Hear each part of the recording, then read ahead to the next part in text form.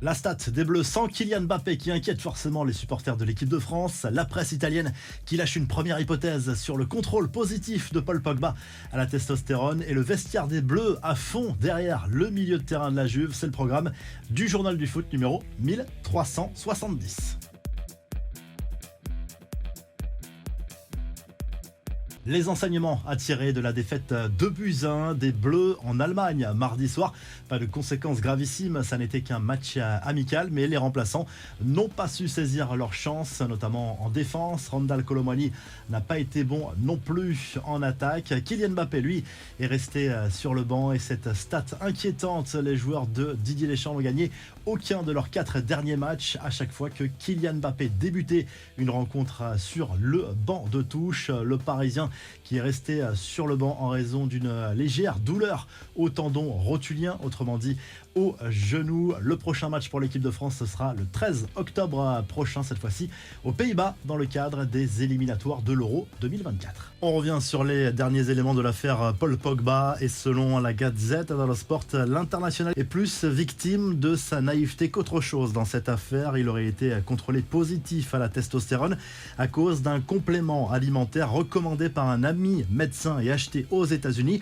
La Juventus Turin ignorait tout visiblement de la démarche du joueur. Si Pogba arrive à prouver sa bonne foi, il sera sanctionné, mais moins lourdement. Le sélectionneur des Bleus a envoyé, lui, un sacré message de soutien à Paul Pogba après la rencontre en Allemagne. D'après Deschamps, qui a échangé par message avec le joueur, la testostérone a pu être administrée de manière involontaire. Une chose est sûre, le vestiaire des Bleus est sidéré par cette affaire. Tout le monde est derrière lui.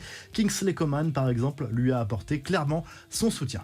Les infos en bref, Marquinhos se mue en sauveur de la Seleção en déplacement à Lima, au Pérou, pour le compte des éliminatoires du Mondial 2026. Cette fois, le Brésil s'est imposé à la dernière minute grâce à un but de la tête du capitaine du PSG. La Seleção rejoint l'Argentine en tête du groupe. L'Albiceleste a aussi fait carton plein en 2 matchs. Victoire 3-0 à La Paz face à la modeste Bolivie. Lionel Messi n'a pas joué. La star de l'Inter Miami a été laissée au repos. Enfin, l'émotion très forte des joueurs marocains qui retrouvaient les terrains après le terrible tremblement de terre qui a touché le pays vendredi soir. Les Lions de l'Atlas ont dominé le Burkina Faso 1-0 à Lens dans un stade plein sur un but du Marseillais Ounahi. L'ensemble des joueurs ont effectué une prière pour leurs compatriotes sur cette réalisation. Par respect pour les victimes, les hymnes n'ont pas été chantés.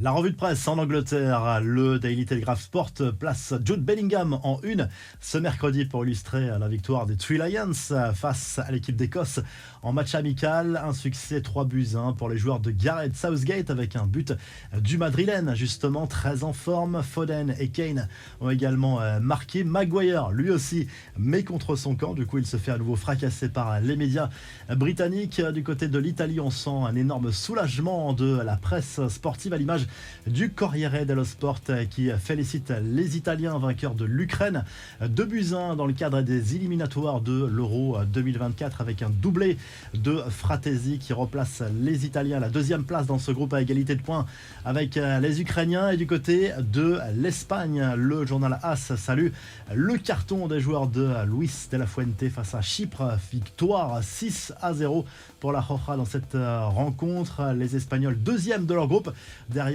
l'Écosse qui a fait un carton plein pour le moment dans ces éliminatoires. La Norvège d'Erling Haaland a gagné 2-1 dans le même groupe. D'ailleurs, le buteur de City a marqué. Si le journal du foot vous a plu, n'oubliez pas de liker et de vous abonner et on se retrouve très rapidement pour un nouveau journal du foot.